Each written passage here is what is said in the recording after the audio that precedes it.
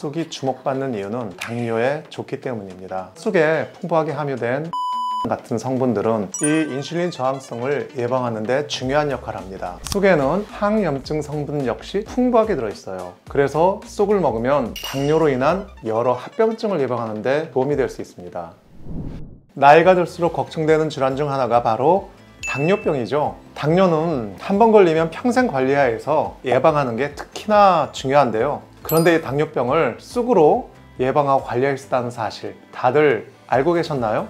쑥은 봄이 되면 우리 주변에서 흔히 볼 수 있지만 그 효능은 절대 흔하지 않은 식재료이자 약재입니다. 오늘 영상에서는 이 쑥이 당뇨병 관리에 어떤 도움이 될 수 있는지, 또 어떻게 먹어야 내 몸에 가장 이롭게 작용하는지 알아보도록 하겠습니다. 저는 사상체질 전문가 한의사 김경민입니다.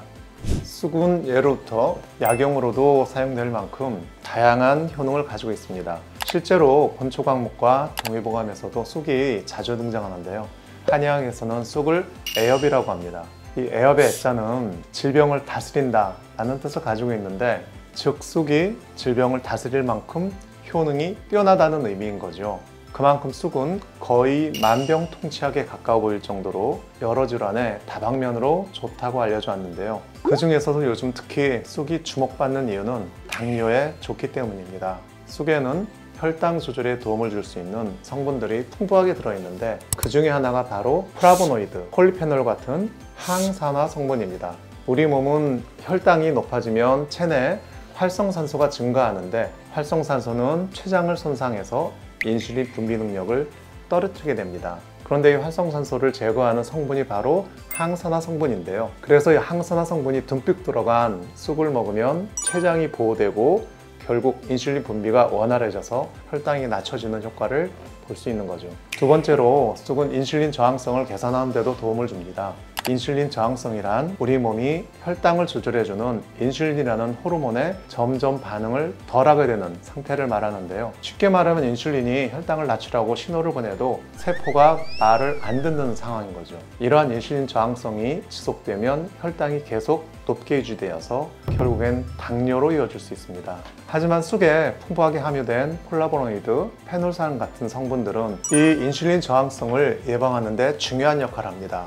이 성분들은 간이나 근육세포가 포도당을 더 효과적으로 사용하도록 도와서 우리 몸이 인슐린에 다시 잘 반응하도록 만들어주거든요. 따라서 쑥을 섭취하면 당뇨 관리에 도움이 될 뿐만 아니라 아직 당뇨에 걸리지 않은 분들에게는 당뇨병 예방 효과까지 기대할 수 있습니다. 셋째로 쑥은 식이섬유가 풍부해 혈당 스파이크를 막아줍니다. 식이섬유가 장 건강에 좋다는 건 다들 아실 텐데요. 식이섬유는 단지 장 활동을 원활하게 해줄 뿐만 아니라 음식물이 소화되는 속도를 늦춰서 식후 혈당이 급격하게 오르는 것을 막아준 효과도 있습니다. 식이섬유가 마치 도로의 과속 방지턱과 같은 역할을 하는 거죠. 또 식이섬유가 많으면 소화가 천천히 되다 보니까 쑥을 먹으면 포만감이 증가하는데요. 포만감을 빨리 느끼면 과식을 덜하게 되니까 당뇨병 환자의 식단 관리에도 도움이 됩니다. 넷째로 쑥은 항염 효과도 뛰어납니다. 혹시 당뇨에 걸리신 이후로 피부에 염증이 생기셨나요? 소화불량이나 변비, 역류성 식도염, 몸살에 자주 걸리시나요? 아마 만성염증 때문일 가능성이 큽니다. 당뇨에 걸리면 단순히 혈당만 높아지는 게 아니라 몸 전체 염증 수치가 높아지거든요. 지속적인 고혈당 상태가 세포 스트레스를 유발해서 세포가 손상을 입게 되면 손상된 세포에서 염증 유발 물질이 분비되기 때문이에요.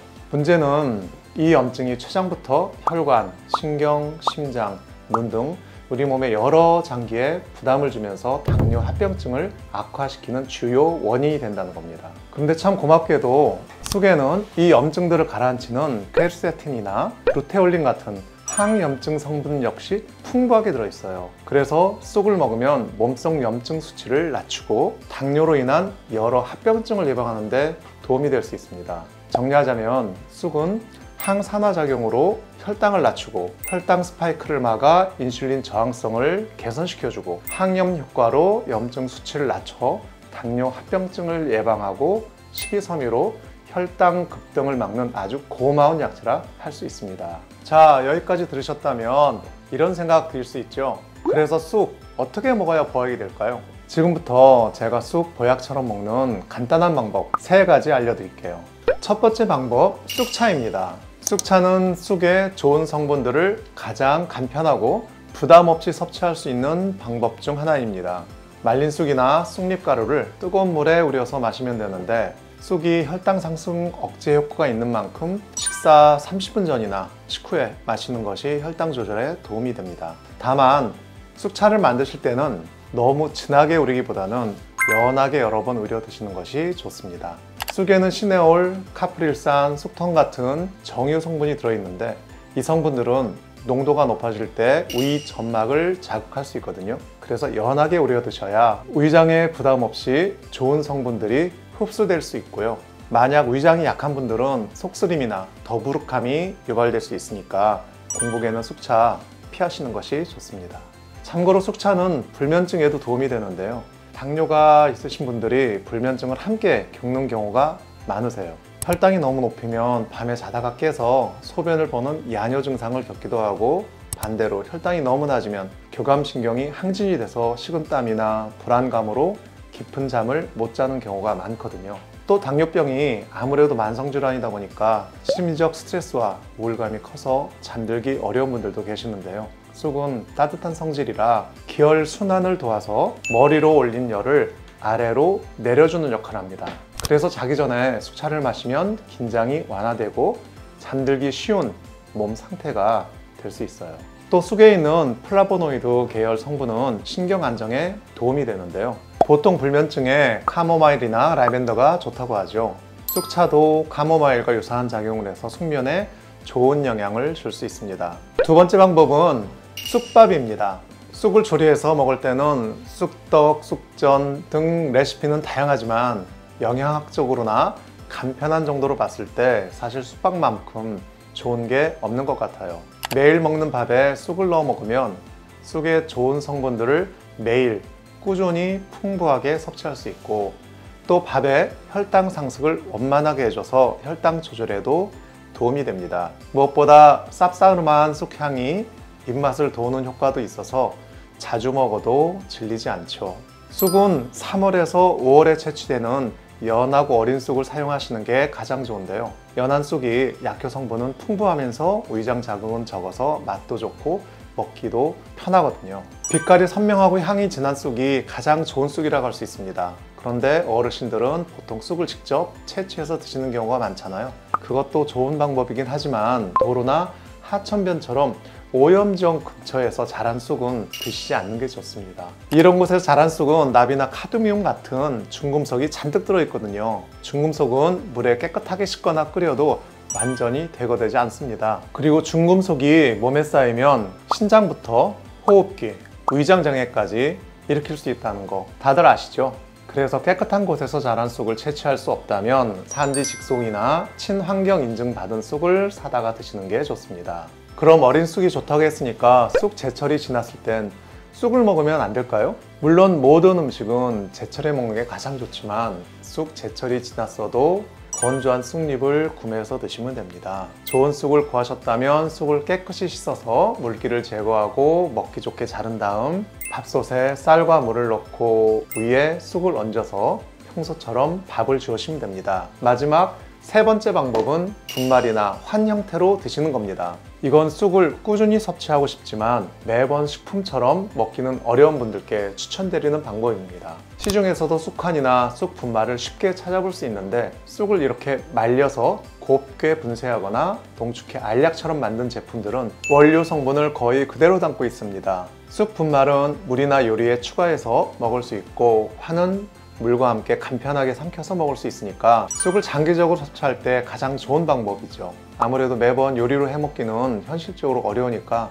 저도 몸이 찬 소민 환자분들께는 환을 복용하는 것을 권하기도 합니다. 환으로 먹으면 가지고 다니기도 쉽고 어렵지 않게 꾸준히 섭취할 수 있어서 환자분들도 좋아하시는 것 같더라고요. 다만 분말이나 환 형태로 드신다면 주의할 점이 있습니다. 쑥 분말과 환에는 쑥의 섬유질을 비롯한 여러 성분이 농축되어 있어서 한 번에 많은 양을 섭취하면 위장에 부담을 줄 수 있거든요. 특히 쑥에 함유된 폴리페놀 성분이 과다 섭취 시에 복통이나 설사를 유발할 수 있어서 꼭 제품에 적힌 권장량을 지켜주시는 게 중요합니다. 그런데 여러분, 쑥이 여러 질환에 도움이 될 만큼 보약 같은 식재료이자 약재인 건 틀림없는 사실이지만 사실 쑥이 모두에게 좋은 건 아니거든요. 모든 사람의 몸은 똑같지가 않습니다. 같은 음식이라도 어떤 사람에게는 아주 좋은 약이 될 수 있지만 어떤 사람에게는 오히려 부담이 될 수도 있습니다. 제가 사상체질 전문가로서 항상 강조하는 건데요. 쑥은 따뜻한 성질을 가지고 있기 때문에 몸이 차고